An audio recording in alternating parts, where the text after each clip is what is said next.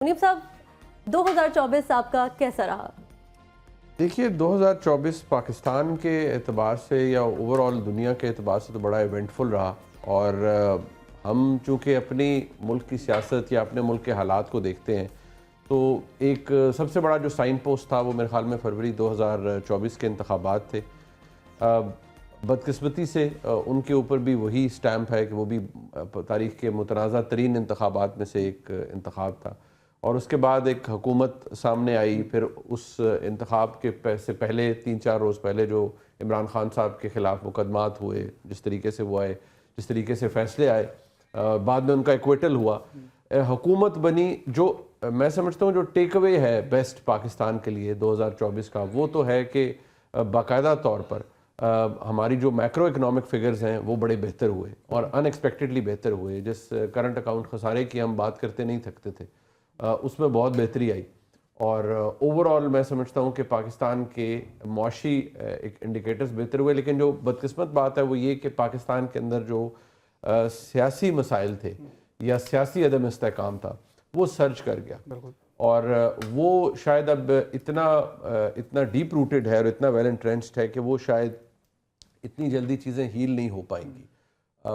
जो इंटरनेशनली अगर हम देखें तो सबसे बड़ी जो मैं समझता हूँ तकलीफ दे बात थी वो इज़राइल के ख़िलाफ़, इज़राइल की जारियत थी फ़लस्तीन के ख़िलाफ़। और जिस तरह जो कुछ भी हुआ अब जो गाज़ा स्ट्रिप पे हुआ, और वो it is an on going thing, वो अभी भी जारी है। वो इस वक्त एक बहुत इंपॉर्टेंट चीज़ अभी भी अनअबेटेड चल रही है। मैं समझता हूँ कि जो अगर दुनिया में हमने देखना है, Pakistan naturally we are part of the globe, तो पाकिस्तान के अंदरूनी हालात, मुआशी इस्तेहकाम येस, बट सियासी अदम इस्तेहकाम अरूज के ऊपर, और फिर उसका जो डिविडेंड है वो आपको नज़र आता है कि सियासी जमातों के अंदर इख्तलाफात हैं, फिर पाकिस्तान की इस्टेब्लिशमेंट और सियासी जमातों के दरमियान भी प्रॉब्लम्स हैं। ठीक है, और अब हम बढ़ेंगे इस्लामाबाद में। शिफा यूसुफजई हमारे साथ मौजूद हैं। शिफा, आपका 2024 कैसा रहा और क्या एक्सपेक्टेशंस थी जो पूरी नहीं हो पाई, होनी चाहिए थी?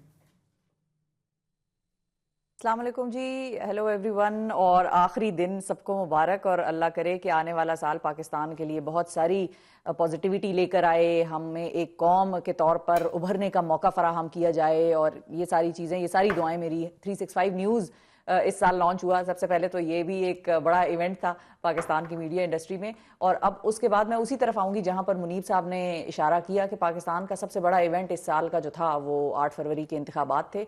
और उसके बाद एक और पॉजिटिव, अगर हम पॉजिटिविटी से पहले आगाज़ कर सकें तो अरशद नदीम गोल्ड आया पाकिस्तान के पास। बड़े अरसे बाद ओलंपिक्स गोल्ड हमने जीता और अरशद नदीम की कामयाबी ने पाकिस्तान को इंटरनेशनली एक दोबारा जगह दिलाई कि ओलंपिक्स में पाकिस्तान में भी उतना ही टैलेंट है, उतने ही मेहनती लोग हैं जितने के बाकी दुनिया में हमारे प्लेयर्स हैं।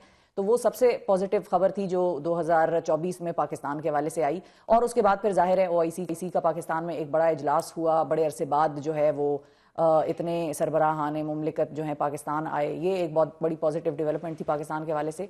और अब जब हम 8 फरवरी के इंतखाबात के हवाले से बात करते हैं तो मैं आपको ये भी याद कराती चलूँ कि 2024 का आगाज़ जो था वो भी सज़ाओं के हवाले से ही हुआ था। जनवरी में बड़ी बड़ी सज़ाएं 3 केसेस में पाकिस्तान के उस लीडर के बारे में आ गई जिसके इर्द गिर्द इस वक्त सियासत घूम रही है। हमारी मीडिया की बात हो तो वो इमरान खान का जिक्र कर रहा है, सियासत हो तो वो इमरान खान के इर्द गिर्द घूम रही है। तो उनकी सज़ाओं से आगाज़ हुआ था 2024 का, और लगता है कि इस साल का इख्तिताम और 2025 का आगाज़ भी सज़ा ही दस्तक दे रही है उनके लिए। अगर हम बात करें कि 190 मिलियन पाउंड केस का फैसला जो है वो जनवरी में आना है, 6 जनवरी को गालिबन उसकी डेट है अनाउंसमेंट की।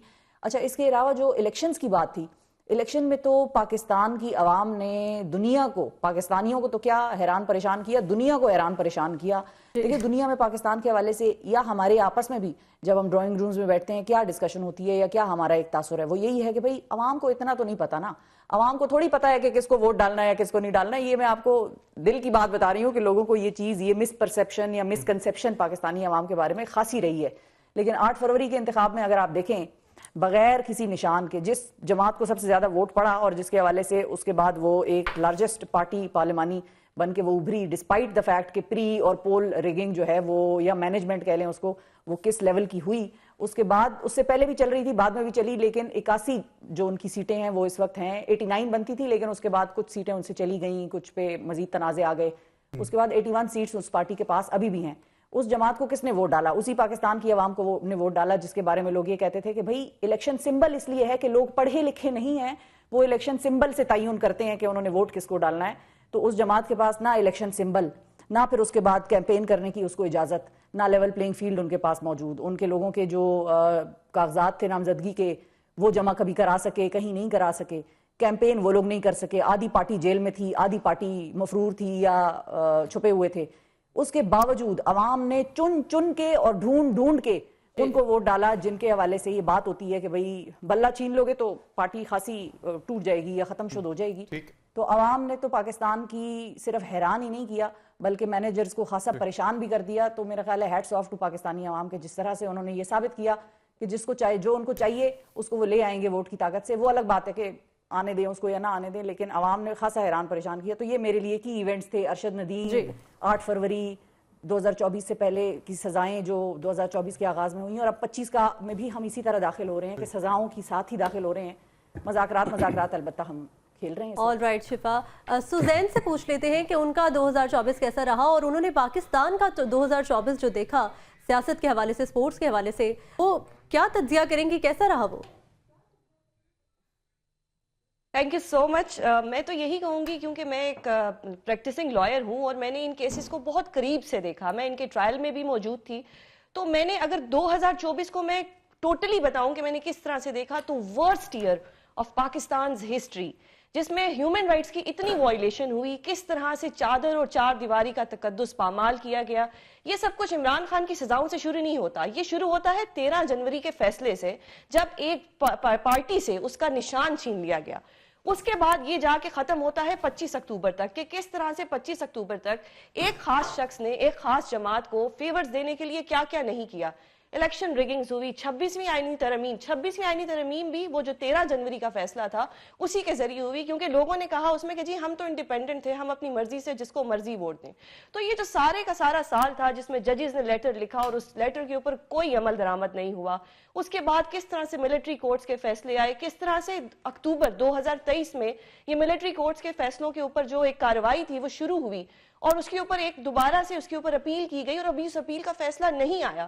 تو وہ ہمارے جو پاکستانی شہری تھے جن کا ملٹری ٹرائل ہوا, آلدو ATC ٹرائل کر سکتی تھی لیکن ان کا ملٹری ٹرائل ہوا. بہت ساری چیزیں ہوئی ہیں, لیکن پازیٹیو چیزیں بھی تو ہوئی ہیں پاکستان کے 2024 کو اگر ہم دیکھیں تو اس منظرنامے میں بہت سی پازیٹیو چیزیں بھی تو ہوئی ہیں. اگر ہم اس سال کا اختتام ان پازیٹیو چیزوں کے اوپر کریں گے. چیزیں ہوئی ہیں, لیکن کیونکہ آپ نے میری رائے مانگی کہ میں نے اس کو کس طرح سے دیکھا, تو میں اپنی رائے دے رہی ہوں. پازیٹیو چیزیں جیسا شفا نے فرمایا کہ ارشد ندیم صاحب جو تھے انہوں نے جس طرح سے پاکستان کا نام روشن کیا, اس کے علاوہ جو اکانومی ہماری سٹیبل رہی, ڈالر کا ریٹ سٹیبل رہا, تو پازیٹیو چیزیں بھی بہت ہیں.